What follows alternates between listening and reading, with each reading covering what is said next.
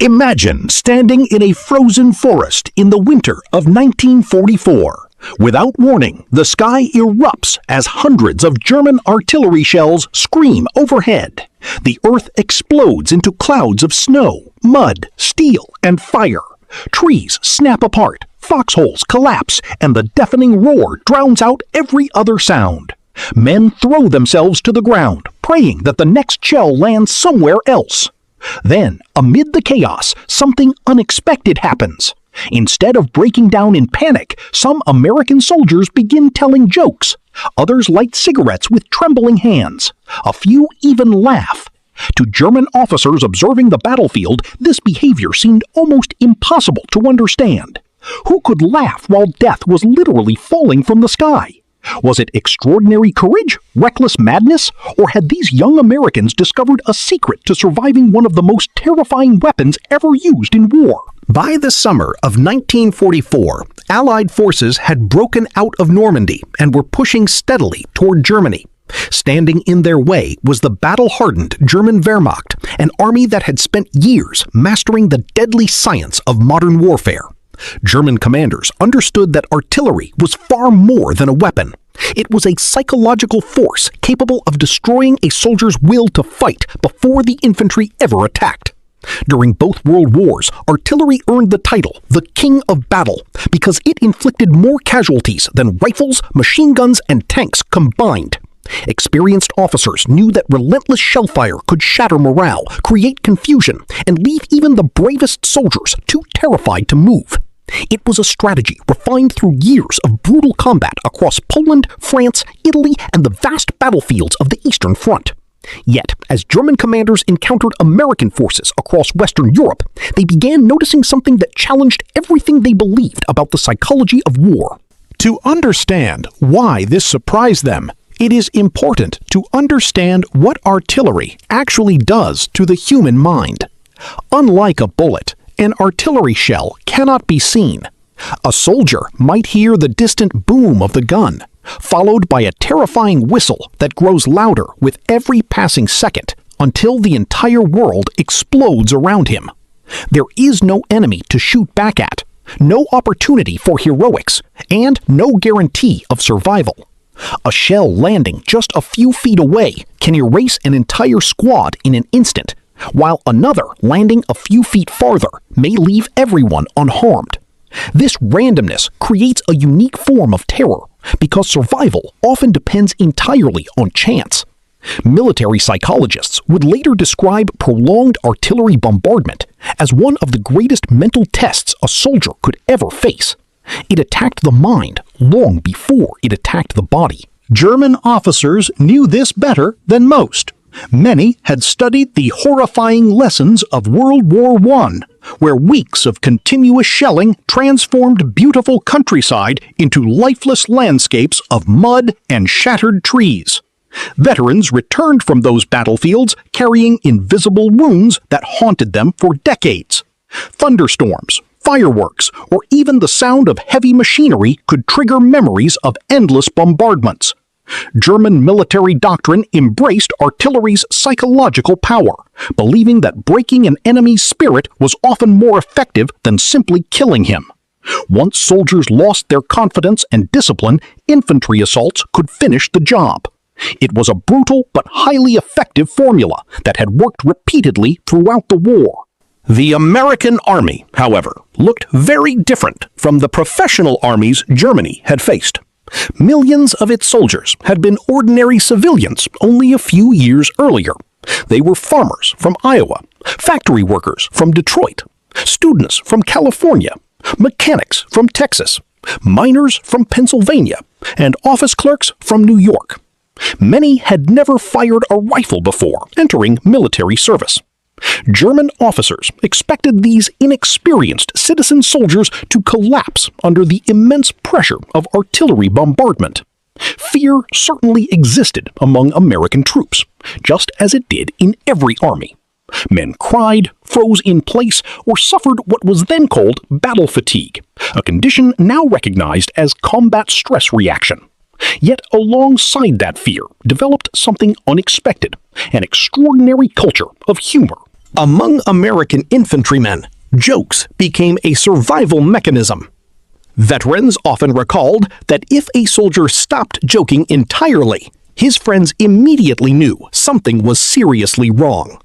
Humor served as a shield against overwhelming fear, allowing men to focus on one another instead of the deadly uncertainty surrounding them. Picture a muddy foxhole after hours of relentless shelling. The men are soaked, exhausted, deafened by explosions, and painfully aware that the next shell may be their last. Then someone mutters, "If Jerry's aiming at me, he needs glasses." The foxhole erupts with quiet laughter, not because the joke is especially funny, but because for one brief moment everyone stops thinking about death. That fleeting moment of shared humanity becomes an act of resistance against fear itself. This remarkable resilience was tested more severely than ever during the Battle of the Bulge. On the morning of December 16, 1944, more than 1,600 German artillery guns opened fire almost simultaneously across an 80-mile front in the Ardennes forest. The earth rolled beneath the soldiers' feet as thousands of shells ripped through frozen forests, smashed roads, severed communications, and filled the air with splintered wood and flying steel. Many American soldiers were experiencing a large-scale artillery bombardment for the first time. One veteran later recalled that the ground did not merely shake. It seemed to move like waves beneath him. German commanders expected the opening barrage to paralyze inexperienced American units, making them easy targets for the advancing infantry. Instead, although many soldiers were terrified, American units repeatedly regrouped once the shelling subsided. Men brushed dirt from their helmets, checked on wounded friends, and someone would inevitably crack another joke. "Well, they missed me again." The laughter that followed was not evidence of fearlessness, but proof that the men still possessed the determination to continue fighting. The greatest example of this spirit emerged during the Siege of Bastogne. By December 21, nearly 18,000 American troops, including the famed 101st Airborne Division, were completely surrounded by German forces. They faced freezing temperatures, dwindling ammunition, shortages of food and medical supplies, and relentless artillery bombardment that reduced much of the town to rubble. German commanders believed surrender was only a matter of time. Confident of victory, they sent a formal demand urging the Americans to lay down their arms and avoid unnecessary bloodshed. Brigadier General Anthony McAuliffe read the message, paused briefly, and then reportedly laughed before replying with a single unforgettable word: nuts. His response confused the German delegation, who had to ask for its meaning. An American officer explained that it essentially meant, "Go to hell." That one-word reply spread rapidly through the American lines, lifting morale and becoming a symbol of defiance. If the commanding general could laugh in the face of overwhelming odds, then perhaps every soldier in those frozen foxholes could find the strength to endure another day. The constant humor displayed by American soldiers was not unique to Bastogne. Across France, Belgium, and eventually Germany itself, German observers noticed that many American units recovered surprisingly quickly after devastating bombardments. This did not mean they were immune to fear or psychological trauma. Rather, they processed those emotions differently. German military culture emphasized discipline, emotional restraint, and strict hierarchy. American military culture, while disciplined, often encouraged closer relationships between officers and enlisted men. Soldiers joked with their sergeants, invented nicknames, played cards during quiet moments, and teased one another relentlessly. These ordinary habits carried over into combat, creating strong bonds that strengthened morale when conditions became unbearable.